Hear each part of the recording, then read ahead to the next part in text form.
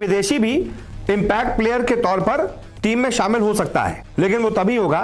जब टीम में 4 प्लेयर जो कि फॉरेन प्लेयर्स होते हैं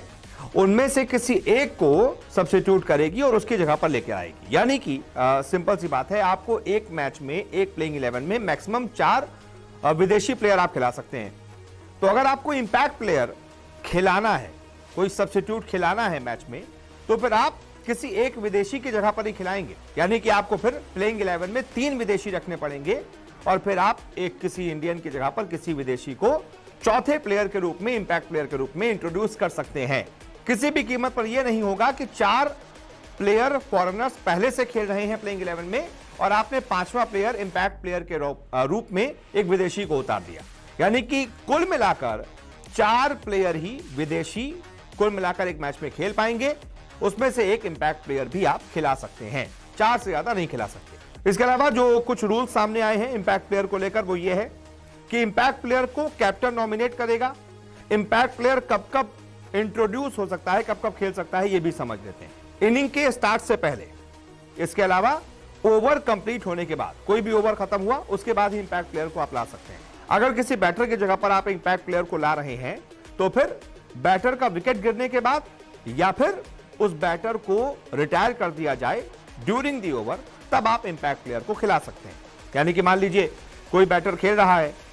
मान लीजिए 5.3 ओवर हुए हैं और टीम को लग रहा है यार ये 5 ओवर खेल चुका है, बहुत ज्यादा इससे रन आज बन नहीं रहे हैं, इसका दिन अच्छा है नहीं, तो वो उसकी जगह पर कोई एक विस्फोटक बल्लेबाज जिसको आपने पहले से नॉमिनेट किया हो 4 सब्स्टिट्यूट्स में से, उसमें से कोई एक इंपैक्ट प्लेयर आप इंट्रोड्यूस कर सकते हैं और वो जो बैटर वहां पर खेल रहा है 5.3 ओवर से, उसको आप 20 ओवर से ही वापस बुला सकते हैं। वहीं अगर बॉलिंग टीम की बात करें तो बॉलिंग टीम भी एक इंपैक्ट प्लेयर को एक विकेट गिरने के बाद तुरंत बुला सकती है। इसके अलावा एक और रूल ये सामने आया है कि जिस भी प्लेयर की जगह पर इंपैक्ट प्लेयर लाया गया है, यानी कि जिस भी प्लेयर को वापस मैदान से भेजा गया है,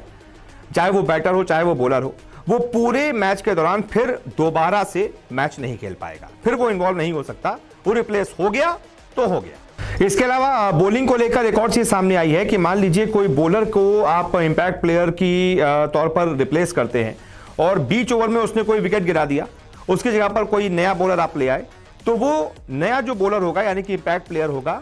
वो बॉलिंग नहीं कर सकता, वो पूरे ओवर के बाद ही बॉल कर सकता है। यानी कि मान लीजिए कि कोई 19.1 ओवर हो चुका है मान लीजिए, और सामने वाली टीम को 10 या 11 रन चाहिए। अब आपको यह पता है कि ये जो बॉलिंग कर रहा है बॉलर, ये बाकी के 5 गेंदों पर 10 रन नहीं बचा पाएगा, और हमारे पास जो सब्स्टिट्यूट प्लेयर्स हैं उसमें से एक बॉलर ऐसा है जिसको हम इंपैक्ट प्लेयर के रूप में लाएं तो ये 5 गेंदों पर 10 रन बचा सकता है, ये ज्यादा बेटर गेंदबाज है, तो क्यों ना इसको ले आए और ये जो बॉलिंग कर रहा है इसको हटा दें, इंपैक्ट प्लेयर रूल लागू कर देते हैं। लेकिन नहीं, इसी चीज से बचाने के लिए ये रूल लागू किया गया है कि अगर कोई बॉलर रिप्लेस करता है बॉलर को इंपैक्ट प्लेयर के रूप में, तो वो उसी ओवर में बाकी की बॉलिंग नहीं कर सकता,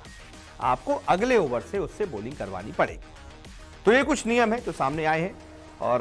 4 सब्स्टिट्यूट प्लेयर आपको कप्तान को पहले से ही बताने पड़ेंगे। यानी एक तरीके से 15 प्लेयर्स इन्वॉल्व हो सकते हैं एक मैच में। 15 प्लेयर्स के लिए सौंपी जाएगी, 11 जो खेलने वाले हैं।